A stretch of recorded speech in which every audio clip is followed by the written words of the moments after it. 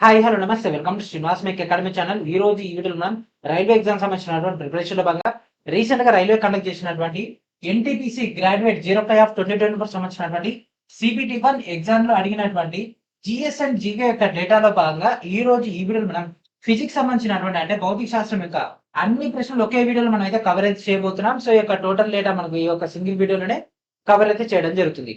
So మరి ఇంకెందుకు కలిసి దీని యొక్క మెయిన్ డేటాలో వెళ్ళిపోదాం. వెళ్ళిపోయి ప్రతి ఒక్కరు ఏం చేయాలి, వీడియోని లైక్ చేయండి అండ్ అదే మా ఛానల్ ఇంకా సబ్స్క్రైబ్ చేయకుండా వెంటనే సబ్స్క్రైబ్ చేయండి.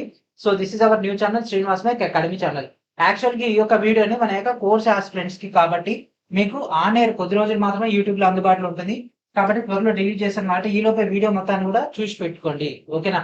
సో ఎక్స్ప్లెనేషన్ అని చాలా చాలా ఇంపార్టెంట్.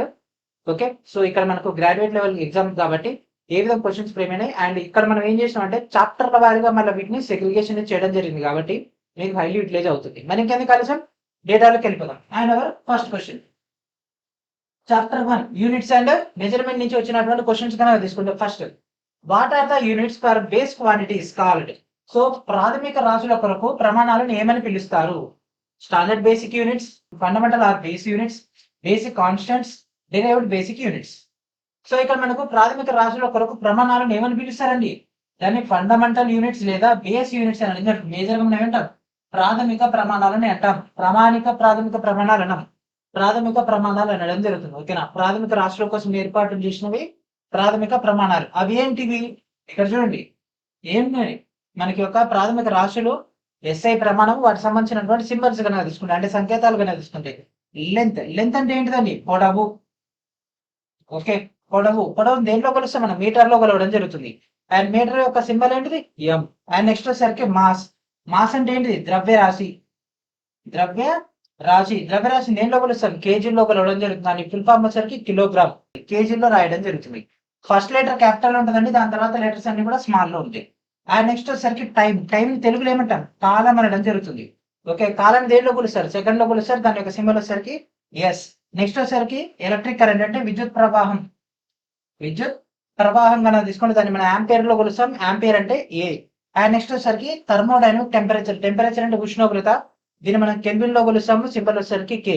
అండ్ నెక్స్ట్ వచ్చేసరికి అమౌంట్ ఆఫ్ సబ్స్టెన్స్ అంటే పదార్థ పరిమాణం వచ్చేసరికి మనకు మోల్ లో కొలవడం జరుగుతుంది. దాని యొక్క సింబల్ వచ్చేసరికి మోల్. అండ్ నెక్స్ట్ వచ్చేసరికి లూమినస్ ఇంటెన్సిటీ అంటే కాంతి తీవ్రత ఏదైతే ఉంటుందో దానికి సంబంధించి క్యాండిల్లో కొలుస్తాం, అంటే అది సిడి. ఎన్ని ఉంటాయండి? మొత్తం 7 ఉండడం జరుగుతుంది. 1 2 3 4 5 6 7. ఈ 7ని ఏమంటాం? ప్రాథమిక రాశులు అనడం జరుగుతుంది. ఓకే, వీటికి సంబంధించినటువంటి ఎస్ఐ ప్రమాణాలు. అండ్ మేజర్ మనకి ఎస్ఐ ప్రమాణాల నుంచి ఎగ్జామ్ లో ఫ్రేమ్ చేస్తుంటారు. కొన్నిసార్లు ఇంకా వానికి లాజికల్ ఫ్రేమ్ చేయాలంటే ఎఫ్పిఎస్ కానీ సిజిఎస్ కూడా అడుగుతాడు. ఓకే, మనం ఆల్రెడీ వీటికి సంబంధించి డీటెయిల్ గా టేబుల్ అయితే ఇవ్వడం జరిగింది కదా మీకు ఇచ్చినటువంటి క్లాసెస్ లో, ఎన్సీఆర్టీ క్లాసెస్ లో. దాంట్లో మనం ఆల్ మోడల్స్ డిస్కస్ చేసుకున్నాం. అవన్నీ కూడా ఒకసారి చూడండి. And next question what is the complete set of both base and derived units called. ప్రాథమిక మరియు ఉత్పన్న రాశుల యొక్క పూర్తి సమితిని ఏమని పిలుస్తారు? System of units, scientific model, measurement set, universal constant system. ఏమని అంటారండి? మనకు ప్రాథమిక రాశులు ఉంటాయి, ఉత్పన్న రాశులు ఉంటాయి, అండ్ దాంతోపాటు ఉప ఉత్పన్న రాశులు కూడా ఉంటాయి. ఓకేనా. ప్రాథమిక రాశులు అంటే మరి ఏ ఇతర రాశితో సంబంధం లేకుండా ఇండిపెండెంట్ గా ఉంటే దాన్ని మనం ప్రాథమిక రాశి అని అంటాం. ఉత్పన్న రాశి అంటే ప్రాథమిక రాశుల నుంచి ఏర్పడినటువంటి వాటిని ఉత్పన్న రాశులు అని అంటాం. ఉప ఉత్పన్న రాశులు అంటే అది ఇంకా ఇండెప్త్ కి వెళ్ళిపోవడం జరుగుతుంది. ఓకే, సో వీటన్నిటి యొక్క పూర్తి సమితిని మనం సిస్టమ్ ఆఫ్ యూనిట్స్ అనడం జరుగుతుంది. ఏమంటారండి? ప్రమాణాల వ్యవస్థ అనడం జరుగుతుంది. ఓకే, ఇవన్నీ కూడా ఇక్కడ మీకు కనిపిస్తుంది డేట్, షిఫ్ట్. ఓకే, డేటాని చెక్ చేసుకోండి. ఓకే, ప్రమాణాల వ్యవస్థ. And next what is the SI unit of energy. So శక్తి యొక్క ఎస్ఐ ప్రమాణం ఏమిటి? ఓకే, ఆల్రెడీ మనం రీసెంట్ గానే గ్రూప్ డి క్వశ్చన్ డిస్కస్ చేసుకున్నాం, దాంట్లో వచ్చింది. మళ్ళీ ఇక్కడ క్వశ్చన్ ఫ్రేమ్ చేసిండు మనకి. ఇక్కడ రైల్వే అంటే ఏంటిది? రిపీట్. రైల్వే ఫస్ట్ అక్షరం ఏంటిది? ఆర్ అంటే ఏంటిది? రిపీట్. అక్కడనే అర్థం అవుతుంది. ఓకే, శక్తి యొక్క ఎస్ఐ ప్రమాణం ఏమిటి? Kelvin, what, Newton and joule. 4కి 4 మనకు తెలిస్తే సరిపోతుంది. ఓకే, కెల్విన్ దేనికి సంబంధించింది? టెంపరేచర్ సంబంధించింది. మనకు అడిగిందేమో ఎనర్జీ. వాట్ అంటే పవర్ కి సంబంధించిందండి. పవర్ అంటే సామర్థ్యాన్ని మనం దేంట్లో కొలుస్తాం? వాట్లలో కొలుస్తాం. న్యూటన్ అంటే బలానికి సంబంధించింది. ఓకే, బలం అంటే ఫోర్స్. అండ్ నెక్స్ట్ జౌల్స్ అనేది ఎనర్జీకి సంబంధించినవి. ఈ 4 ఆప్షన్స్ గురించి కమాండ్ ఉంటేనే మనం క్వశ్చన్స్ కి ఆన్సర్ అయితే చేయగలము. కమాండ్ లేకపోతే ఆన్సర్ చేయలేము. కన్ఫ్యూజ్ అయిపోతారు. వాటికి జౌల్ కి కన్ఫ్యూజ్ ఎక్కువ అయిపోతారు. ఓకే, ఆన్సర్ ఏంటిదండి? అడిగింది ఏంది? ఎనర్జీ. ఎనర్జీ అంటే ఏంటి? Joule. Okay, what is our answer? Option D is our answer. What is the unit of measurement for frequency? So పౌనపున్యాన్ని కొలిచేటటువంటి ప్రమాణం ఏమిటి? పౌనపున్యాన్ని దేంట్లో కొలుస్తారండి? ఫ్రీక్వెన్సీ దేంట్లో కొలుస్తారు? హెడ్జెసా, జౌల్సా, పాస్కల్సా, మిల్లీ సెకండ్సా? దీన్ని యాక్చువల్ గా హెడ్జెస్ లో కొలవడం జరుగుతుంది. అండ్ దాని యొక్క సింబల్ వచ్చేసరికి హెచ్ అండ్ దాని పక్కన చిన్న జెడ్ ఈ విధంగా ఉంటుంది. ఓకే, హెడ్జెస్ ని ఈ విధంగా కొలవడం జరుగుతుంది. ఇది 26, 2025 షిఫ్ట్ 3 వచ్చినటువంటి question. And next, which of the following is a unit of dimension of length? ఓకేనా? సో ఈ కింది వాటిలో పొడవు కొలతకు సంబంధించినటువంటి ప్రమాణం ఏమిటి? అంటే పొడవుకు సంబంధించినటువంటి మెజర్మెంట్ యొక్క ప్రమాణం ఏమిటి? పొడవు అంటే ఏంటిది? మనకు లెంత్. లెంత్ అంటే ఏంటిది? ఒక పర్టికులర్ ఒక పాయింట్ నుంచి ఇంకో పాయింట్ వరకు ఉండేటటువంటి దూరాన్ని మనం పొడవు అని అంటాం కదా. దాన్ని దేంట్లో కొలుస్తారు? మీటర్లలో కొలవడం జరుగుతుంది. కిలోగ్రామ్ అంటే ఏంటిది? కేజీ. ఇప్పుడే అనుకున్నాం మాస్. మాస్ కి సంబంధించింది. ఆంపియర్ అంటే ఏంటి? విద్యుత్ ప్రవాహం. ఓకే, దేనికి సంబంధించింది? ఐకి సంబంధించింది. జౌల్స్ అంటే ఏంటిదండి? ఇందాకనే మనం అనుకున్నది ఎనర్జీ. ఎనర్జీ. ఓకే, ఇక్కడ చూస్తున్నారు కదా, మనకు ఒక ఎగ్జామ్ లో ఒక క్వశ్చన్ లో ఏదైతే ఆప్షన్స్ ఉంటాయో, అంటే ఒకటి ఏదైతే ఆప్షన్ ఉంటుందో దాని యొక్క డేటాను తీసుకొచ్చి ఇంకో దాంట్లో కూడా ఆప్షన్ లో ప్లేస్ చేయొచ్చు. అట్లాంటిది మనకు ఒక ఎగ్జామ్ లో వచ్చింది, ఇంకో ఎగ్జామ్ ఎందుకు రాదు చెప్పండి?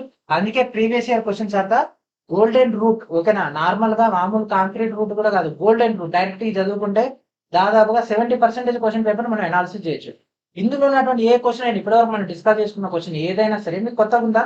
లేదు కదా, ఆల్రెడీ మీరు చదివినట్టే ఉంది, మన క్లాసెస్ లో విన్నట్టే ఉంది. అంటే మనకు తెలిసినటువంటి డేటానే వస్తుంది. కాకపోతే మన ఎగ్జామ్ లో సడన్ క్లిక్ అవ్వదు అంతే మనకు.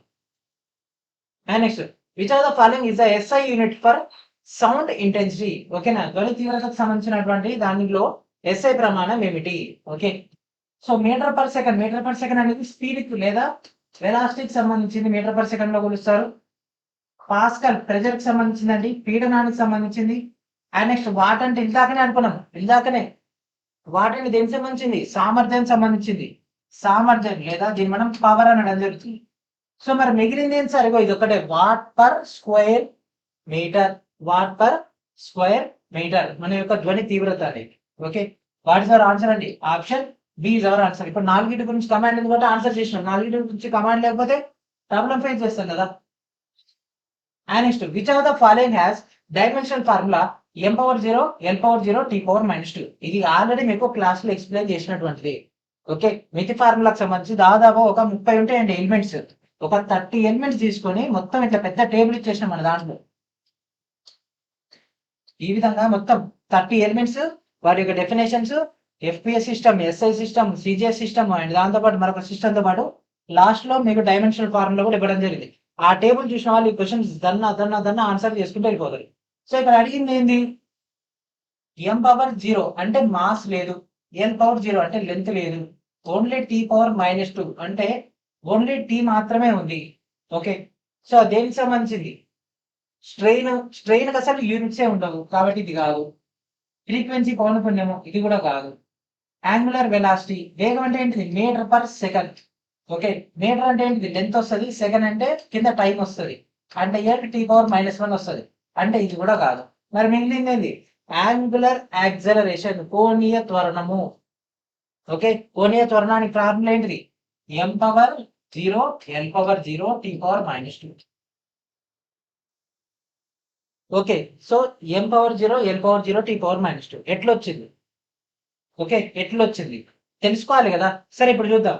అడిగింది ఏంది? Angular acceleration. So angular acceleration అంటే ఏంటిది? దీని ఏమంటారు? యాంగులర్ వేగం. అంటే యాంగులర్ వేగంలో మార్పుపై మనకేమొస్తుంది చెప్పండి? టైం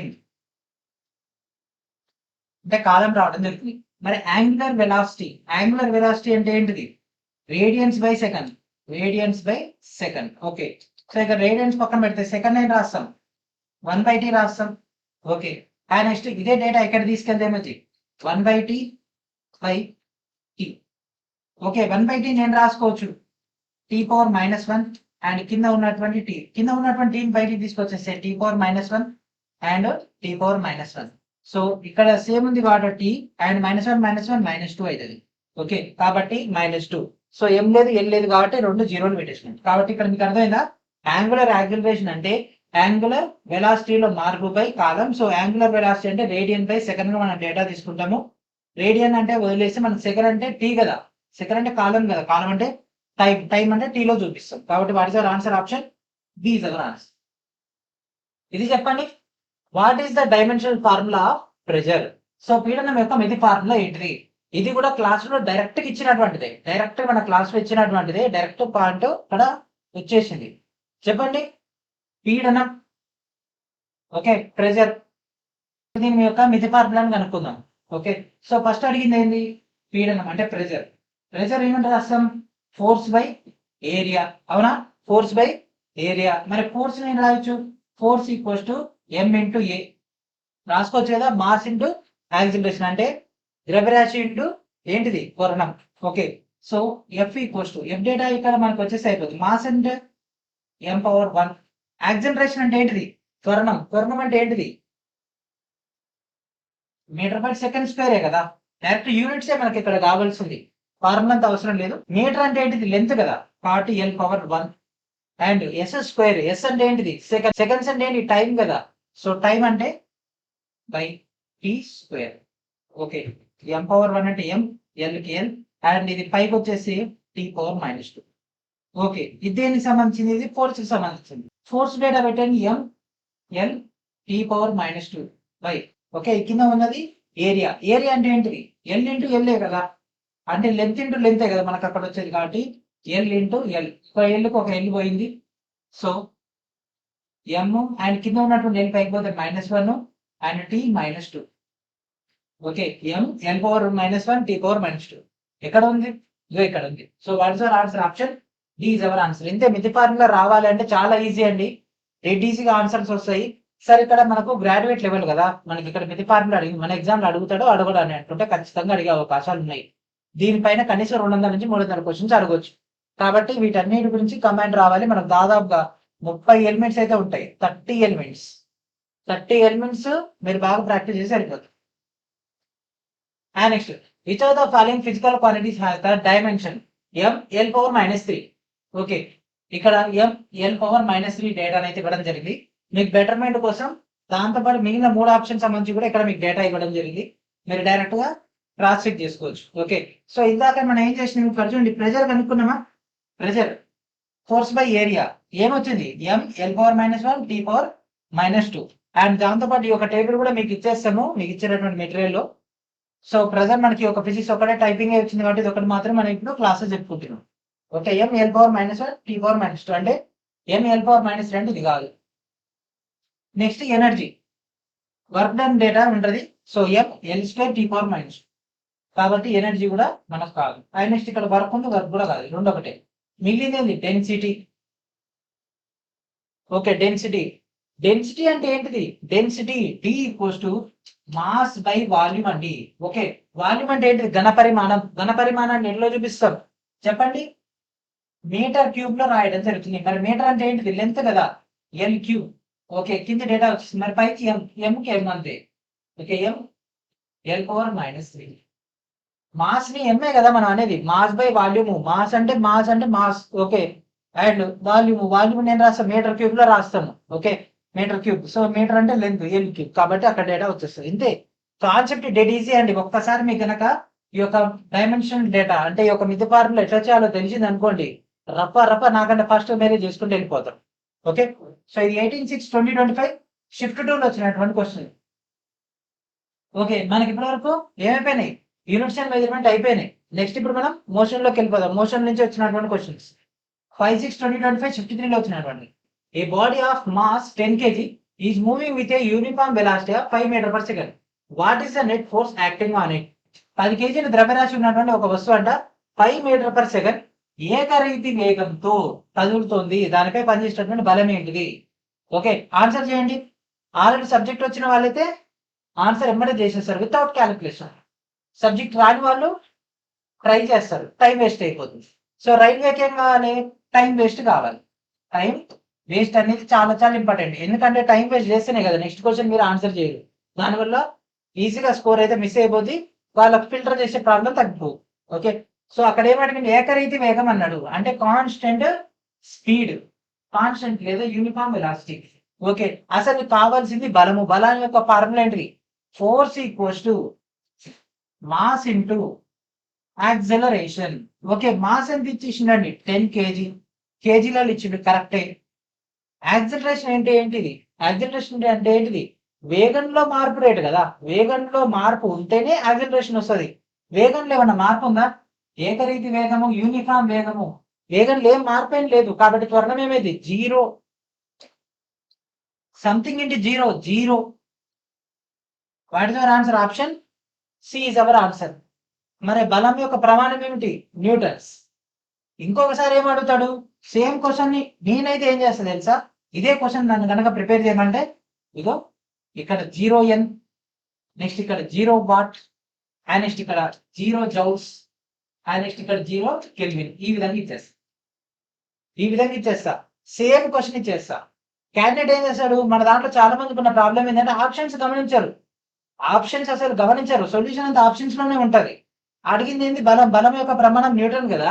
ఇది గమనించారు. ఏం చేస్తారంటే, సరే ఇక్కడ 10 ఇచ్చిండు, ఇక్కడ 5 ఇచ్చిండు, 10 5 50 అవుతుందా, 10/5 చేస్తే 2 వస్తుంది, అట్లా ఆలోచిస్తారు. కానీ ఆప్షన్స్ గమనించాలి. క్వశ్చన్ అంతా చదివినప్పుడు ఒకసారి ఆప్షన్స్ కూడా గమనిస్తే మనకు క్యాలిక్యులేషన్ పార్ట్ ఏమైపోద్ది? స్కిప్ అయిపోద్ది. జస్ట్ దాని యొక్క ప్రమాణం చూస్తే అయిపోద్ది. ఎవరైతే మన యొక్క ప్రీవియస్ గా ఇచ్చినటువంటి ఫిజిక్స్ ఏదైతే మన యొక్క ఛానల్లో ఈ యొక్క ఫిజిక్స్ పీవైక్యూ ఉందో, ఆ యొక్క ఫిజిక్స్ పీవైక్యూ ఏదైతే డేటా ఉందో దాన్ని ఒకసారి చూసిన వాళ్ళకైతే ఇప్పుడు నేను చెప్తున్నటువంటి పాయింట్ మీకు ఎక్స్పీరియన్స్ అయి ఉంటుంది. ఓకే, యూనిట్స్ పైన చాలా మంది క్వశ్చన్స్ అనేవి చేస్తారండి, కన్ఫ్యూజ్ చేసేస్తారు. And next, which are the following modern physicist closely examined Newtonian mechanics foundations. ఓకేనా? సో యొక్క కింది ఆధునిక భౌతిక శాస్త్రవేత్తలు ఎవరు? న్యూటోనియన్ మెకానిక్స్ అంటే Newtonian fluid, non Newtonian fluid అని ఉండడం జరుగుతుంది. ఇది మేజర్ గా అడ్వాన్స్డ్ ఫిజిక్స్ దాంట్లో రావడం జరుగుతుంది. కాబట్టి మన దౌర్భాగ్యం ఏంటంటే ఇక్కడ ఎగ్జామ్ లో వేసేసిండు, కానీ సిలబస్ లో మాత్రం 10th సిబిఎస్ఈ మాత్రం పెడతారు నోటిఫికేషన్ లో. ఇది ఇంటర్మీడియట్ లో లెవెల్ కాదు, కొద్దిగా హై అండే ఉంటది. Newtonian fluid, non Newtonian fluid సంబంధించి ఈ యొక్క మెకానిక్స్ సంబంధించి గమనించినటువంటి వ్యక్తి ఎవరంటే ఎర్నెస్ట్ మ్యాక్ దీనికి సంబంధించి డేటా అయితే పరిశీలించడం జరిగింది. ఇది డైరెక్ట్ బిట్. ఇది యాక్చువల్ గా ఎక్స్ప్లెనేషన్ కూడా పెద్దగా ఏమి ఉండదు ఈ క్వశ్చన్ కి. And next, which force acts without physical contact and governs celestial body motion in mechanics. భౌతిక సంబంధం లేకుండా పనిచేసేటటువంటి యాంత్రిక శాస్త్రంలో మనకు ఖగోళ పదార్థ చలనాన్ని నియంత్రించేటటువంటి బలం ఏమిటి? క్లియర్ కట్ మనకు అక్కడ ఏం తెలుస్తుంది? భౌతిక సంబంధం లేకుండా, అంటే ఫిజికల్ కాంటాక్ట్ లేదు, ఫిజికల్ రిలేషన్ లేదు. ఖగోళ పదార్థం అన్నాడు అంటే అంతరిక్షంలో తిరిగేటటువంటి ఏదైనా గ్రహాలు కానీ, ఉపగ్రహాలు కానీ, నక్షత్రాలు కానీ, వాటన్నిటి అంటే ఆస్ట్రాయిడ్స్ కానీ, వాటన్నిటి సంబంధించి నియంత్రించేటటువంటి బలం ఏంటిది? మనకు ఈ యొక్క సూర్యుడికి ఉన్నటువంటి సంబంధం ఏమిటి? ఇక్కడ మీకు కనిపిస్తుంది కదా, సూర్యుడు, భూమి, అండ్ అదే ఇక్కడ తీసుకుంటే ఒక చంద్రుడు. అట్లా ఇవన్నీ మనకు డేటా. చంద్రుడు తీసుకుని ఇటు తిరుగుతున్నారు. ఓకే, అండ్ నక్షత్రాలు కానీ, ఉల్కలు కానీ, అవన్నీ కూడా మన యొక్క గ్రహాల చుట్టూ అవన్నీ కూడా తిరుగుతూనే ఉంటాయి కదా. వీటన్నిటిని నియంత్రించేది ఏంటిది? గ్రావిటేషనల్ ఫోర్స్, గురుత్వాకర్షణ బలం. ఓకే, గ్రావిటీ వల్ల. విజువల్ కనిపిస్తుందా? కనబడదు. Gravity is non visual. Okay, మరి మీరు అందరు అంటూ ఉంటారు, సార్ ఇక్కడ భూమి ఉంది కదా, భూమి పైన గ్రావిటేషనల్ ఫోర్స్ ఉంది కదా, మరి ఇప్పుడు మనం ఇక్కడ నుంచి సూర్యుని మధ్యలో అంతరిక్షాన్ని మనం తిరుగుతున్నాం అనుకోండి, గ్రావిటీ ఉండదు కదా, శూన్యం కదా, మరి ఇది ఎట్లా వర్కౌట్ అయింది అంటే దీని పరిమాణంతో పోలిస్తే మనం ఎంత అండి? సో ఇది లార్జర్ బాడీ, ఇది లార్జర్ బాడీ కాబట్టి ఈ లార్జ్ బాడీ దీనిపై గ్రావిటేషన్ పుల్ ఎక్కువగా ఉంటది. మనం ఎంత? ఒక చిన్న చుక్కలో కొన్ని లక్షల వంతు ఉంటాం అంటే దీంతో పోలిస్తే. కాబట్టి మనపై పడే చాలా చాలా మైన్యూట్ ఉంటుంది కాబట్టి దాన్ని మనం శూన్యంతోనే కంపారిజన్ చేస్తాం, కానీ ఉంటది. అందుకే మనం ఇక్కడ ఏది ఉపయోగించినా సరే ఎలిమెంట్స్ అనేవి అదే పాత్రలో తిరుగుతుంటాయి. ఈవెన్ శూన్యంలో ఉన్నా కూడా అదే పాత్రలో తిరగడానికి గల కారణం కూడా ఇదే. మనకేంటంటే అన్ని పూర్తిగా తెలవాలి అని అనుకుంటే చాలా సంవత్సరాలు టైం పడుతుంది.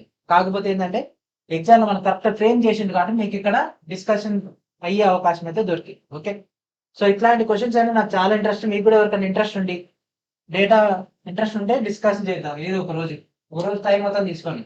స్పేస్ గురించి, ఓకే, టైం ట్రావెల్ గురించి, అడ్వాన్స్డ్ ఫిజిక్స్ గురించి, అండ్ యూఎఫ్ఓస్ అట్లాంటి వాటి గురించి కూడా డిస్కస్ చేద్దాం ఒక రోజు. ఎట్లా పనిచేస్తాయి, ఏ విధంగా ఫిజికల్ బాడీస్ ఎందుకు అవి లిఫ్ట్ అవుతూ ఉంటాయి, అట్లాంటివన్నీ కూడా. Okay, which force arises when a body is immersed in a fluid and displaces the fluid.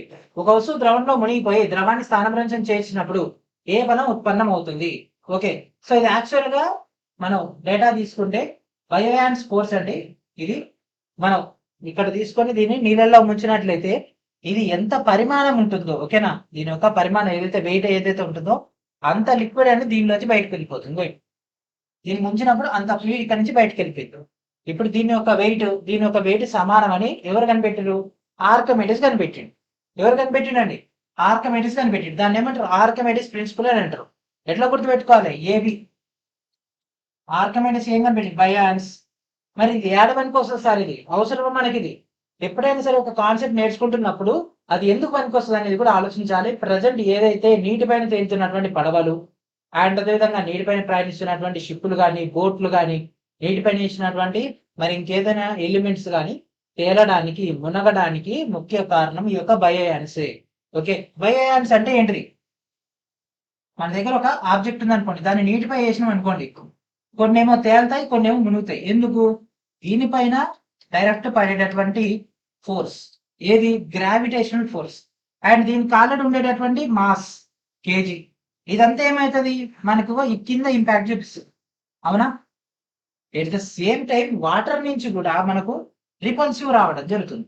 Okay, water నుంచి కూడా రిపల్సివ్ వస్తుంది. ఈ రిపల్సివ్ వచ్చేది ఈ పై నుంచి వచ్చేది ఈ రెండు కనుక సమానం అయితేనేమో ఎట్లయితే ఐస్ అంటే మంచు ఏదైతే నీటిలో సగం కింద మునిగి సగం పైకి తేలుతుందో అదే విధంగా ఉండడం జరుగుతుంది. ఒకవేళ దీని బలం ఎక్కువగా ఉందనుకోండి, ఏది కింద నుంచి వచ్చే బలం ఉందనుకోండి, పడవ తేలినట్టు తేలుతుంది. లేదు సార్ మనకు పూర్తిగా మునిగిపోవాలి అంటే దీని నుంచి వచ్చినటువంటి ఫోర్స్ కంటే పైనుంచి వచ్చినటువంటి ఫోర్స్ ఎక్కువగా ఉండాలి. ఓకే, సో ఇప్పుడు ఒక పడవ తీసుకున్నాము. ఆ యొక్క పడవకి ఏం చేసినాం? మనం స్మూత్ ఒక చిన్న పొక్క పెట్టాం. ఓకే, ఒక పొక్క పెట్టినాం. ఏమవుతుంది? ఆ వాటర్ అంతా దీంట్లోకి వెళ్తుంది. అప్పుడు ఏమవుతుంది? ఈ పైనుంచి వచ్చినటువంటి ఫోర్స్ అండ్ దీనిలో ఫిల్ అయినటువంటి వాటర్ ఆటోమేటిక్గా ఏమవుతుంది? ఇప్పుడు దీంట్లో ఉన్నటువంటి వాటర్ ఏమవుతుంది? ఆటోమేటిక్గా తానే రివర్స్ చేసుకుంటుంది. అంటే ఇది కూడా ఇది వచ్చినటువంటి ఫోర్స్ సపోర్ట్ చేస్తుంది కాబట్టి ఏమంటే మునిగిపోతుంది. ఓకే, తొందరగా మునిగిపోతుంది. అందుకే తొక్కబడ్డాయి ఉంటాయి కదా, లేకపోతే పెద్ద పెద్ద అలలు వచ్చి వాటర్ ఇట్లా కొట్టినప్పుడు ఈజీగా మునిగిపోవడానికి గల కారణం అది. అదే దానికి శత్రువు అయిపోతుంది రివర్స్ కి. ఓకే, అంటే మోసం చేస్తుంది అన్నమాట, అంతే సింపుల్ గా. So what is your answer అండి? బయాన్స్ ఫోర్స్. సో ఇక ద్రవంలో మునిగిపోయి దాని స్థానభ్రంశం చెందినప్పుడు ఎంత అవుట్కమ్ వస్తుంది అనేది ఈ యొక్క బలం, buoyant force. Next heat. Okay, heat. So ఇక హీట్ కన్నా తీసుకుంటే the caloric theory replaced with older theory of heat and combustion. So caloric సిద్ధాంతం అనేది ఏ పాత ఉష్ణ మరియు దహన సిద్ధాంతాన్ని భర్తీ చేసింది? Thermodynamic theory, entropy theory, kinetic theory and phlogiston theory. Okay, so ఈ యొక్క డేటా కనుక తీసుకుంటే మనకు ఇక్కడ ఉష్ణ మరియు దహన సిద్ధాంతం మనకు పాతది ఏదైతే ఉందో దాంట్లో ఏది? ఈ యొక్క ఫ్లాగస్టాన్ సిద్ధాంతం ఏదైతే ఉందో దాన్ని రిప్లేస్ చేసి ఒక కెలోరిక్ రావడం జరిగింది. ఇది అడ్వాన్స్డ్, ఇది ఓల్డర్ దాంట్లో ఏంటి అంటే ఇప్పుడు మనం కొన్ని చెక్కల్ని తీసుకొని మండించాం అనుకోండి, దాని నుంచి మనకు ఒక పొగ వస్తుంది, దాంతో పాటు ఏమొస్తుంది? హీట్ రావడం జరుగుతుంది.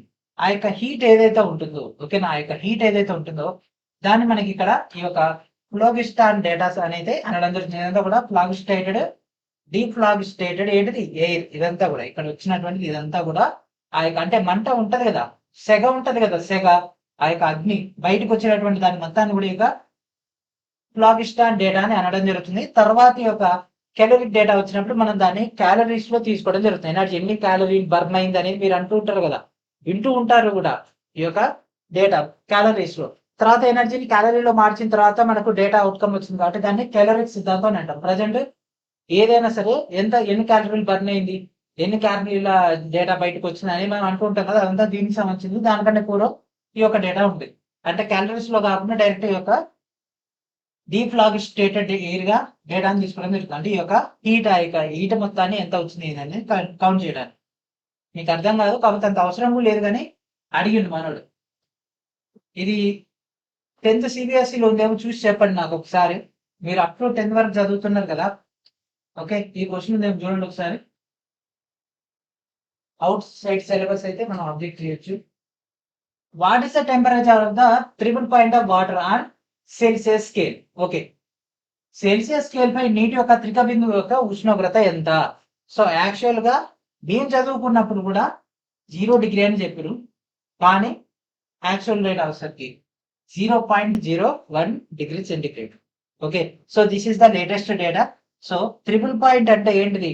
మనకు వాటర్ ఇక్కడ ఈ యొక్క పాయింట్ దగ్గర ఐస్ లాగా, వాటర్ లాగా అండ్ దాంతో పాటు స్టీమ్, ఈ 3 ఫేజెస్ ని మెయింటైన్ చేస్తూ ఉంటది.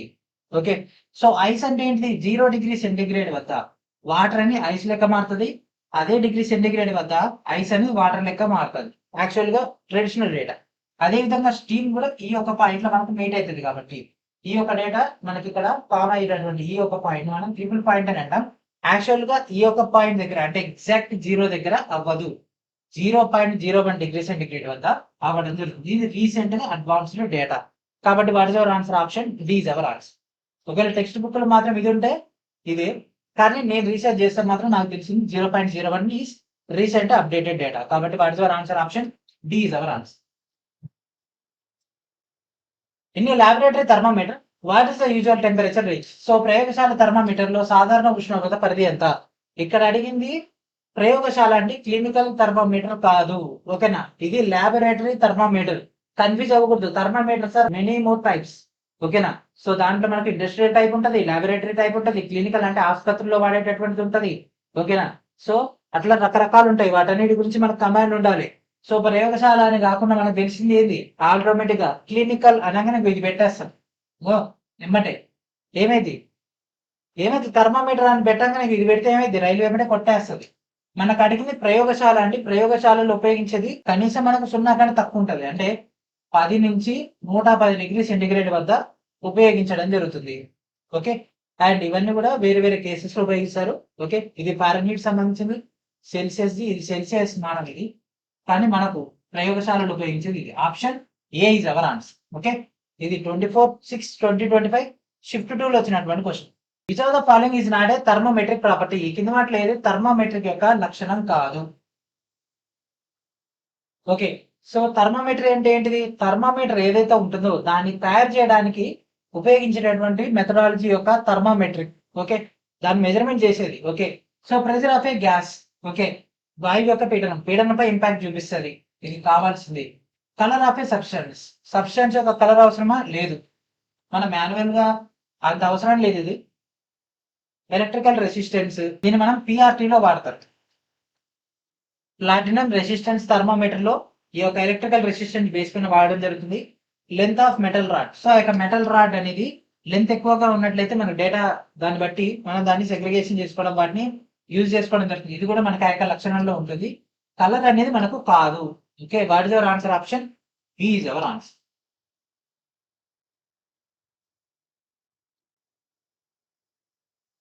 Next, what happens to the particles of a substance when it is heated? వేడి చేసినప్పుడు పదార్థం యొక్క కణాలకు ఏం జరుగుతుంది? They stop moving, they disappear, they move faster, they move slower. ఓకేనా, సో ఇక్కడ మీరు చూస్తున్నారు కదా, ఒక చిన్న ఫైర్ ఇచ్చేసినాం. ఓకేనా, ఒక చిన్న బ్లో టార్చ్ నుంచి గ్లో ఇచ్చేస్తే ఇక్కడ ఉన్నటువంటి కణాలు ఏమైనాయండి? మొత్తం కదులుతున్నాయి కదా ఎక్కువ. చూడండి, ఇక్కడ ఇక్కడ కూల్ గా ఉన్నాయి, ఇక్కడ హాట్ అయినాయి. చూడండి, వేడి చేస్తున్నప్పుడు ఏమవుతున్నాయి? అక్కడ దానికంటే ఇది ఇంకా వేగంగా కదులుతాయి. ఇక్కడ చూడండి, దీనికంటే కూడా ఎక్కువ వేగంగా ఇక్కడ కదులుతాయి. ఇక్కడ చూస్తున్నారు కదా, ఇది అసలు కదులుతాయి. ఇక్కడ చూడండి ఎంత వేగంగా కదులుతున్నాయో. అంటే ఏమవుతుంది? వేడి చేస్తున్న కొద్ది పదార్థం ఏమవుతుంది? వేడి అవుతుంది. వేడి అయినప్పుడు ఏమవుతుంది? కణాలు అనేవి కదులుతాయి, దే మూవ్ ఫాస్టర్. సో ఇట్లా మీకు విజువల్ గా చూపిస్తే కాన్సెప్ట్ లైఫ్ లాంగ్ గుర్తుంటదనే మీకు మెటీరియల్ గా ఫస్టే క్లాసెస్ లో మీకు కవర్ అయిపోయి చేయడం జరుగుతుంది. ఫిజిక్స్ మనకు ఛాన్స్ ఉంటుంది కదా విజువల్ గా చూసే అవకాశం. నెక్స్ట్ మనకి యొక్క హీట్ కూడా అయిపోయింది. నెక్స్ట్ మనం వేవ్స్ అంటే తరంగాలకు సంబంధించినటువంటి డేటా చూద్దాం. What is the nature of wave front from A point source in isotropic medium? So isotropic మాధ్యమంలో మనకి యొక్క బిందుమూల నుంచి తరంగ ముఖం యొక్క స్వభావం ఏ విధంగా ఉంటుంది? సో ఐసోట్రోపిక్ మాధ్యమంలో కనుక తీసుకుంటే ఇది మనకు సర్క్యులర్ లో ఉంటుందండి. స్పెరికల్ వేవ్ ఫ్రంట్ అనేది రావడం జరుగుతుంది.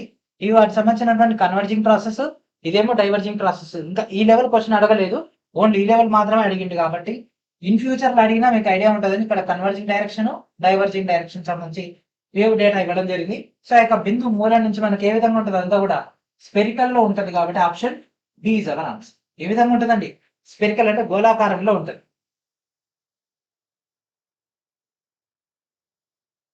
Next which type wave is a sound wave in air? So గాలిలో ధ్వని తరంగాలు ఏ విధంగా ఉంటాయి అంటే ఏ తరంగాలు? గాలిలో ఉండేటటువంటి అన్ని కూడా మనకు లాంగిట్యూడినల్ అండి, అనుదైర్ఘ్య తరంగాలు. ఓకే, సో ఇక పంపిస్తాయి. ఈ విధంగా పంపించినప్పుడు సంపీడనాలు అవుతాయి అండ్ ఇక్కడ ఎక్స్పాండ్ అయినప్పుడు విరళీకరణాలు ఆ యొక్క డేటా వల్ల మనకు లాంగిట్యూడినల్ వేవ్స్ అనేవి రావడం జరుగుతుంది. ఓకే, ఈ విధంగా లాంగిట్యూడినల్ వేవ్స్ అనేవి ఉంటాయి. Next what motion is responsible for the generation of waves in a string? ఓకేనా, ఒక తాడును పట్టుకొని ఈ విధంగా మనం ఊపుతున్నాం అనుకోండి. ఓకేనా, ఎక్సర్సైజ్ చేస్తుంటారు కదా జిమ్స్ లో, బిగ్ బాస్ లో కూడా ఇట్లాంటి టాస్క్లు పెడుతుంటారు కదా, ఎక్కువసేపు ఎవరు తాడు ఊపుతారు అట్లాంటివన్నీ కూడా.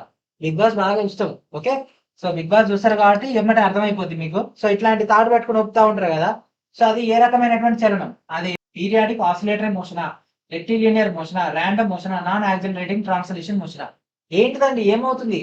ఒక చూడండి, కంటిన్యూ ఒక ప్రాపర్ డేటా అంటే రెండు వరుస శృంగాలు ద్రోణులు మనకు దాదాపుగా సమానంగా ఉన్నాయి కాబట్టి it's a periodic oscillatory motion, ఆవర్తన డోలన చలనం అనేది అనడం జరుగుతుంది దీన్ని. Okay, next which of the following best describe the shape of A sinusoidal wave signal during one complete cycle?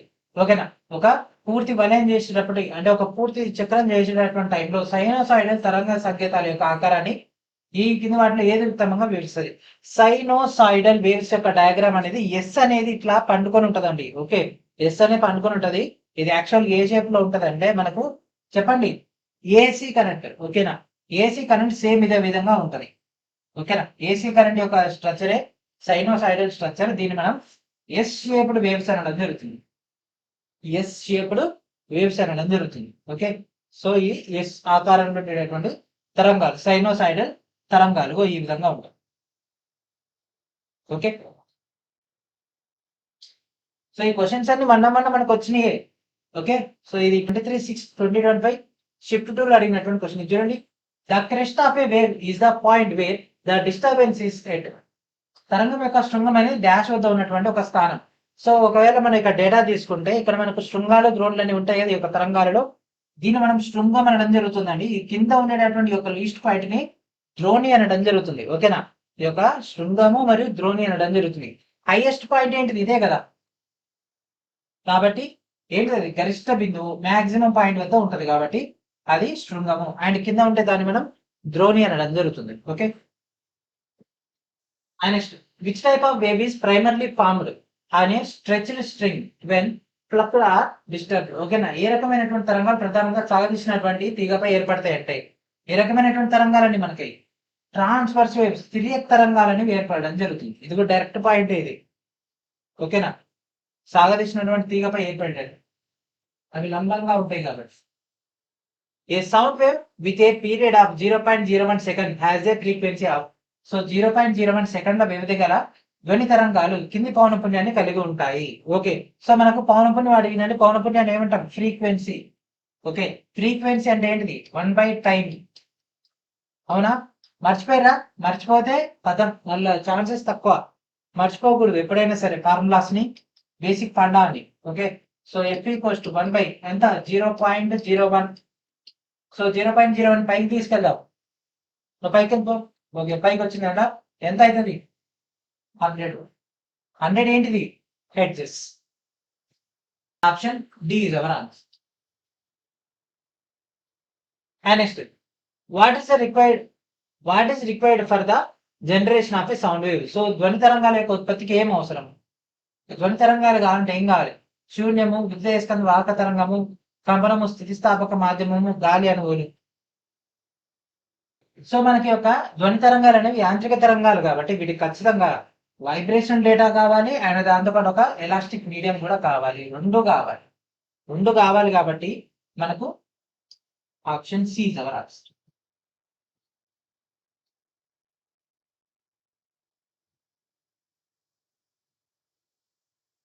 And next electricity. Okay, so విద్యుత్ సంబంధించినటువంటి data. First which of the following materials is most suitable for making filaments in electric bulbs? So విద్యుత్ బల్బుల్లో ఫిలమెంట్లను తయారు చేయడానికి కింది ఏ పదార్థాల్లో దేన్ని అత్యంత అనువైనది? ఆల్రెడీ మనం మొన్నటి దాకా మొత్తుకొని ఉన్నాం. ఏమని? ఏది ఉపయోగపడుతుంది చెప్పండి? టంగ్స్టన్ కదా.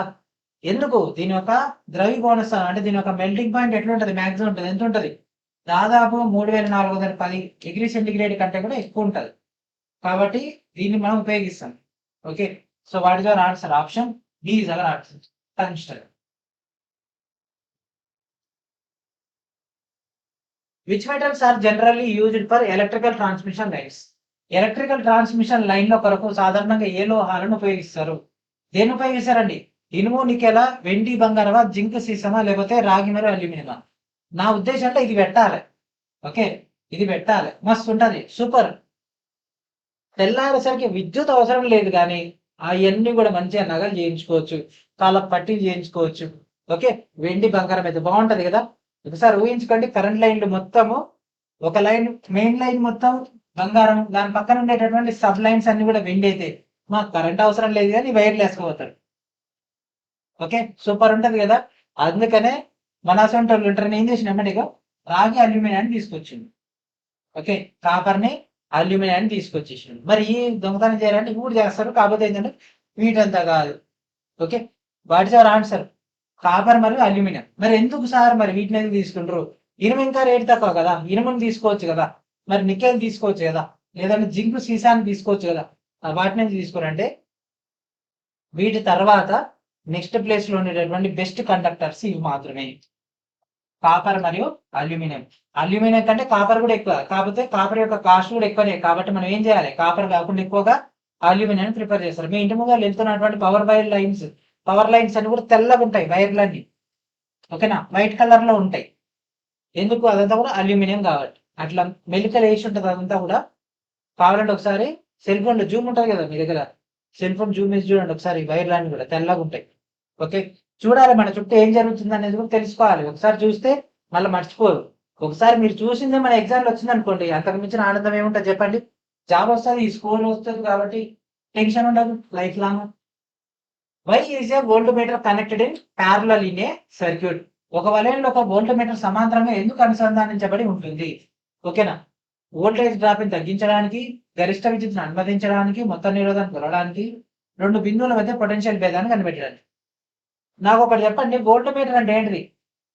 వోల్ట్ మీటర్ అంటే ఏంటిది? Volt meter is a device which is used to measure the voltage. అంతేనా? వోల్టేజ్ ని కనుగొనడానికి మాత్రమే వోల్ట్ మీటర్ ఉపయోగిస్తాం కదా. ఓకేనా, బైక్ లో స్పీడోమీటర్ ఉంటుంది, ఎంత స్పీడ్ వెళ్తుందని. దాంట్లో స్పీడోమీటర్ ఉండడం వల్ల బైక్ స్పీడ్ వెళ్తుందా? కాదు కదా. ఎంత స్పీడ్ వెళ్తుందో చెప్పడానికి మాత్రమే స్పీడోమీటర్ ఉంటుంది. ఓకేనా, ఐడియా అయిందా మీకు? వోల్ట్ మీటర్ ఏం చేస్తుంది? జస్ట్ వోల్టేజ్ కనుక్కుంటది. ఎక్కడ ఉంది? ఈడ ఉంది. వాడు ఎన్ని అయినా అడగని. పొటెన్షియల్ డిఫరెన్స్ అంటే వోల్టేజ్ ని కనుక్కోవడానికే కదా వోల్ట్ మీటర్ ఉండేది. ఇది ఇన్ పాయింట్ ఇస్తేంది, ఇవన్నీ అనవసరం. So what is our answer? Option D. And దాంతో పాటు మీకు ఇక్కడ ఇంకో డౌట్ కూడా రావాలి, సార్ ఇది మరి శ్రేణి సంధానం చేయొచ్చు కదా, సమాంతర సంధానం ఎందుకు అంటే ఇక్కడ చూడండి, సప్లై నుంచి మెయిన్ ఫీల్డ్ కి ఎటువంటి డిస్టర్బెన్స్ కాకుండా దీని నుంచి ఇస్తారు. ఎందుకంటే ఇక్కడ రెసిస్టెన్స్ దేనిపైన ఇక్కడ ఎంత వోల్టేజ్ వస్తుంది, లేకపోతే ఈ పాయింట్ లో తీసుకుంటే ఈ విధంగా తీసుకుంటే ఎంత లోడ్ అని దీన్ని ఉపయోగిస్తుంది మిషనరీ అనేది తెలుసుకోవడానికి. కాబట్టి దీన్ని ఆ యొక్క ఎలిమెంట్ యొక్క రెండు కొసలకు, లేకపోతే ఈ యొక్క పాయింట్ నుంచి ఈ యొక్క పాయింట్ అట్లా పెడతారు. లేదు నువ్వు ఈ నుంచి ఈడిగా పెడతాను, ఇంకో ఇట్లా పెడతా, ఏమవుతుంది? ఇక్కడ సేమ్ ఉంటది కదా, కాబట్టి ఫ్లక్చుయేషన్ సేమ్ ఉండవు, కాబట్టి అవుట్కమ్ పెద్దగా రాదు. అండ్ నెక్స్ట్ ఇప్పుడు మనం దేనికి వెళ్ళిపోయినాం? డేటా. చెప్పండి ఇది ఏంటిది? కాంతి. ఓకే, కాంతి, లైట్ డేటాలోకి వచ్చేసింది. Okay, according to the second law of reflection all the incident ray the normal to the mirror at point of incident and the reflected రే. ఇది ఆల్రెడీ గ్రూప్ డీల్ అడిగినటువంటి question, మళ్ళీ తీసుకొచ్చి ఎన్టీపీసీని అడిగింది. Group deal already discuss చేసుకున్నాము. Direct ఏంటిదండి, అన్ని ఒకే తలని ఉంటాయి, లై ఇన్ ద సేమ్ ప్లేన్. ప్రతిబింబం అంటే మనకి సంబంధించినటువంటి రెండో నియమం ప్రకారంగా పతన కిరణాలు అండ్ దాంతో పాటు పతన బిందువు వద్ద పతన మొత్తం కూడా ఎక్కడ ఉంటది? ఇదంతా కూడా ఎక్కడ ఉంటది? ఈ స్ట్రక్చర్ మొత్తం కూడా ఒక స్థలంలో ఉండడం జరుగుతుంది. ఓకే, ఇది డైరెక్ట్ పీవైక్యూనే. ఓకే, గ్రూప్ డీల్ అడిగింది, మళ్ళీ మనకి ఇక్కడ వచ్చేసింది. అందుకే ప్రీవియస్ ఇయర్ క్వశ్చన్స్ ఒక ఎగ్జామ్ లో చదివి ఇంకో ఎగ్జామ్ లో పనికి వస్తుంది. And next which component is commonly used in a circuit to vary the resistance. నిరోధాన్ని మార్చడం కొరకు వలయంలో సాధారణంగా ఏ పదార్థం ఉపయోగించబడుతుంది? డయోడా, వోల్ట్ మీటర్, రియోస్టాటా, ట్రాన్స్ఫార్మర్. ఇది కూడా ప్రీవియస్ ఇయర్ క్వశ్చన్. ఇది కూడా గ్రూప్ డీలో అడిగినటువంటి క్వశ్చన్. ఓకేనా, గ్రూప్ డీలో అడిగినటువంటి క్వశ్చన్. నాకు ఇదే డయాగ్రామ్ గుర్తుంది, ఇదే డయాగ్రామ్, ఈ డయాగ్రామ్ నాకు గుర్తుంది. అండ్ దాంతో పాటు మీకు సింబల్ కూడా చెప్పిన నేను, ఏమని అంటే ఈ విధంగా ఉంటుందని చెప్పిన. ఓకే, ఇదేంటిది? రియోస్టాట్. రైల్వే ఎన్నో సార్లు ప్రూవ్ చేయడానికి ట్రై చేస్తూనే ఉంటుంది, ప్రూవ్ కూడా చేస్తుంది. ఏమని అంటే నా దగ్గర డేటా లేదు, ఉన్న డేటాని తిప్పి తిప్పి తిప్పి అడుగుతా. కాకపోతే అక్షరాలను ఇటు నుంచి అటు నుంచి ఇటు మార్చేసి అడుగుతుంటా. అదొక్కటి మీరు గమనించాలి. అంతకంటే ఎక్కువ నేను ట్రై చేయలేని రైల్వే చెప్తూనే ఉంటుంది. ఇది ప్రీవియస్ ఇయర్ క్వశ్చన్. మొన్న మనం డిస్కస్ చేసుకున్నాం గ్రూప్ డీలో. ఓకే, కావాలంటే చూడండి, మన దగ్గర ఆల్రెడీ మనం 25 క్లాసెస్ ఇవ్వడం జరిగింది కదా. అండ్ దాంతో కూడా మీకు మెటీరియల్ కూడా ఇచ్చినాం కదా, దాంట్లో రియోస్టాట్ అనేది ఆన్సర్ ఉంటుంది. ఓకే, సో నిరోధాన్ని మార్చడం కొరకు వలయంలో ఏం చేస్తాం? మన యొక్క రియోస్టాట్. మరి ఒక రియోస్టాట్ ఏమంటారు మనం యాక్చువల్ గా? రియోస్టాట్ ఏం సార్ అంత విచిత్రంగా ఉంది అనుకుంటారా? మీ ఇంట్లో ఫ్యాన్ రెగ్యులేటర్ ఉందా? ఫ్యాన్ రెగ్యులేటర్ ఉందా? ఫ్యాన్ రెగ్యులేటర్ ఎట్లుంటది? ఈ విధంగా ఉంటది. దానికి 0, 1, 2, 3, 4, 5 మాన్యువల్ అండి, డిజిటల్ గా కాదు, మాన్యువల్ది. సో దీనికి ఇక్కడ మనం 5 మీద పెట్టామనుకోండి, ఏమైతుంది? రెసిస్టెన్స్ అసలు ఉండదు. ఇక్కడ పెడితే ఇక్కడ రెసిస్టెన్స్ తక్కువ ఉంటుంది, రెసిస్టెన్స్ ఇంకా ఎక్కువ ఉంటుంది, ఇక్కడ రెసిస్టెన్స్ ఇంకా ఎక్కువ ఉంటుంది, రెసిస్టెన్స్ మాక్సిమం ఉంటుంది, ఇక్కడ రెసిస్టెంట్ ఉండదు. ఏమవుతుంది? అసలు కనెక్షనే ఉండదు. ఇక్కడ మాక్సిమం రెసిస్టెన్స్ ఉంటుంది కాబట్టి ఫ్యాన్ స్లోగా తిరుగుతుంది. ఇక్కడికి వస్తే రెసిస్టెన్స్ కొద్దిగా తగ్గుతుంది కాబట్టి స్పీడ్ పెరుగుతుంది. ఇక్కడికి వచ్చేసరికి ఇంకా స్పీడ్ పెరుగుతుంది, అప్పుడు రెసిస్టెన్స్ ఇంకా తగ్గిపోతుంది. అట్లా వేరియబుల్ రెసిస్టెన్స్. అట్లా ఇదంతా ఇదే సర్క్యూట్ రివర్స్ ఉంటుంది. దాంట్లో ఎట్లా ఉంటుంది అంటే దాంట్లో కాయిల్స్ ఉంటాయి మొత్తం ఈ విధంగా. ఎప్పుడైనా ఫ్యాన్ రెగ్యులేటర్ ఖరాబ్ అవుతుంది కదా, ఓపెన్ చేయండి, ఓపెన్ చేస్తే మీకు ఈ డేటా కనిపిస్తుంది. కాబట్టి ఇప్పుడు అంతా కూడా ఇంత కండెన్సర్ కాయిల్స్ ఉంటాయి అంతే. అన్నిటి గురించి ఎక్స్పెరిమెంట్ చేయాలండి. ఇంట్లో ఏది కనిపిస్తే, ఏది ఖరాబ్ అయినా సరే దాన్ని ఓపెన్ చేయాలి, అన్ని చెక్ చేయాలి. అవన్నీ చేసినాం కాబట్టి ఇప్పుడు మనకి ఏ కాన్సెప్ట్ చూసినా సరే మాకు కొత్తగా కనపడదు.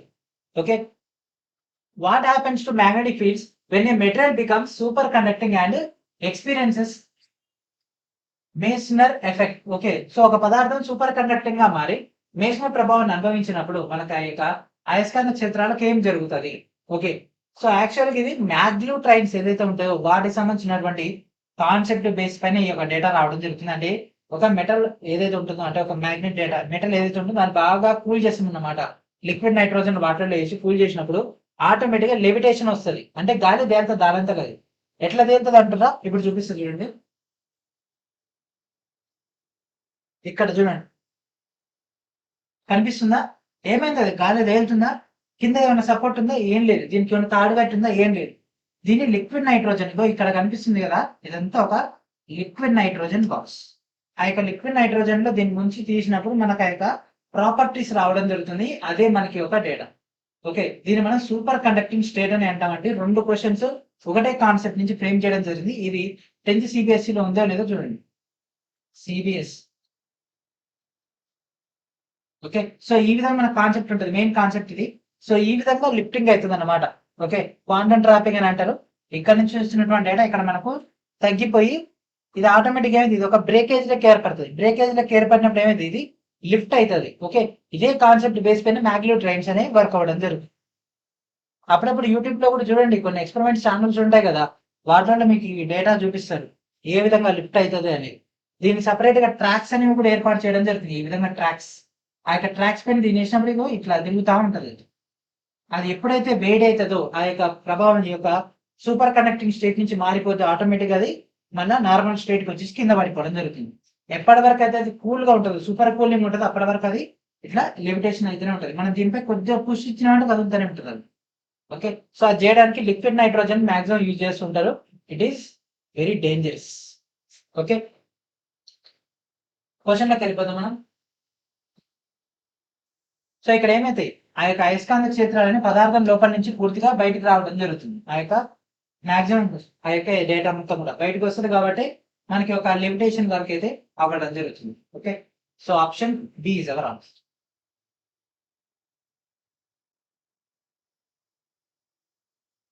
సో ఈ యొక్క మోయిస్చర్ ప్రభావం అనేది దీనికి సంబంధించింది సూపర్ కండక్టింగ్ స్టేట్ సంబంధించింది.